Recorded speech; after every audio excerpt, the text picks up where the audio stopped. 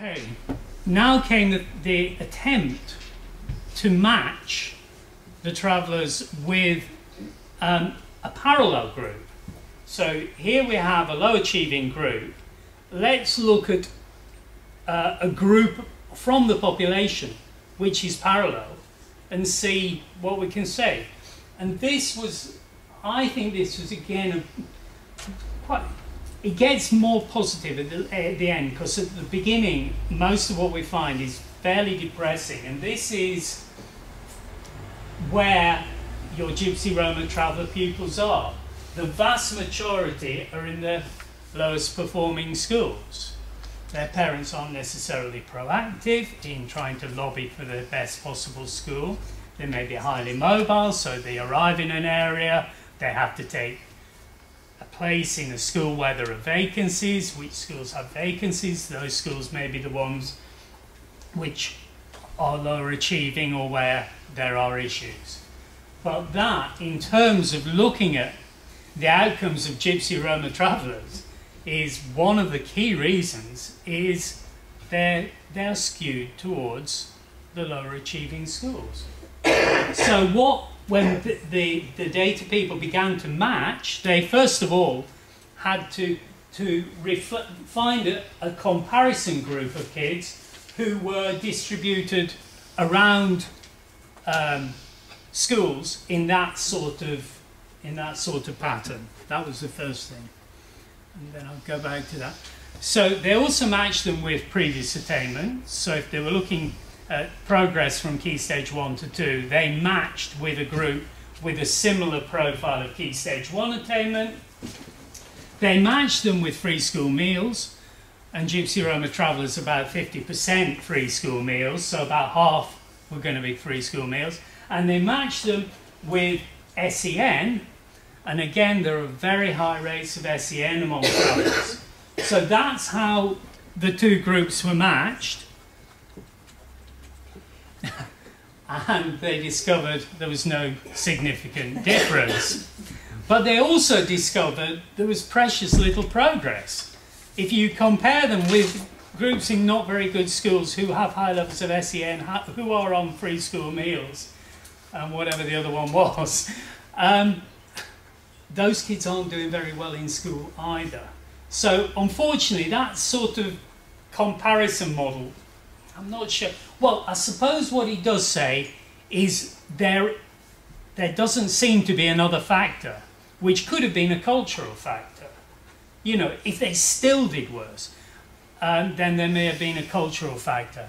I think the Roma did slightly worse, but that could have been an EAL issue, and we didn't really match for EAL. The point I want to make is although they don't achieve below a comparable group, there's a very strong cultural dimension to the things we were looking at. So high levels of SEN, I think more research needs to be done on that, but I would suggest there are issues about behaviour, that children who behave differently, who are treated in a more mature way by their communities and sometimes talk to teachers in ways that teachers don't think are appropriate, children who are victims of racist bullying and sometimes respond physically, children who have different learning styles, children whose parents have missed out on education and therefore can't support their children. All of those kids can end up on the SEN register. So there are cultural aspects of those high levels of SEN identification. Poverty, again, can be related to social exclusion, not being engaged in the employment market. There are some very wealthy Gypsy Roma travellers, but they are the minority. The majority are struggling. So poverty is an issue. It'll come up on a slide later, but we found mobility was higher among the poorer families.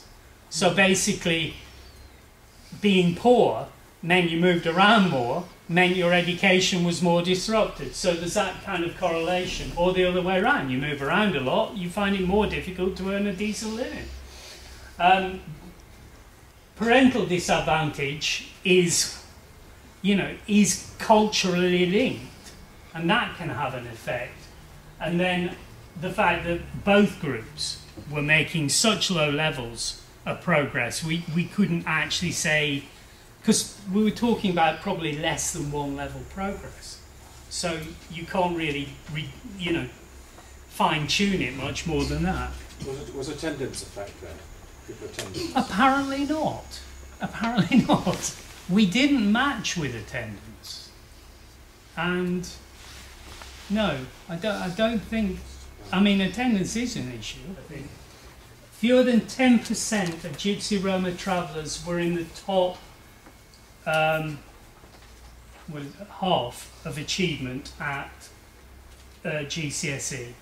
So basically, it's much worse than the population as a whole. But from someone like me who's involved in a range of sort of organisation promoting rights for travellers, it's quite thrilling to think there are 10% who are up there in the top half of achievement, because they're our role models, they're our campaigners, they're our advocates.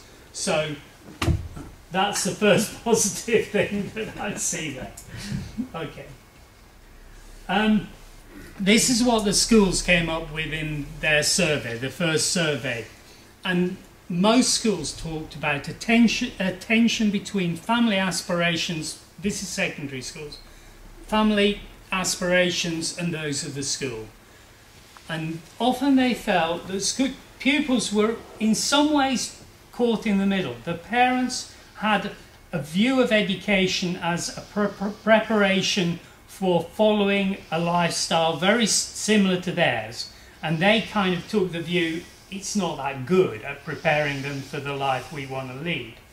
And I think some of the kids are in the middle. They're saying, maybe we'd like more choices, more options about what we want to do with our lives. But the schools felt there was this tension. Again, a not very surprising finding that where there was parental support, kids would make more progress and were likely to stay on longer in school.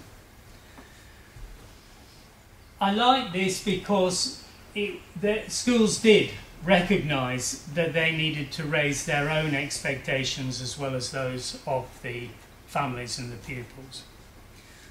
And when we came to relationships with parents, and I mean this is generally true, but the primary schools felt they had so much better relationships with the parents.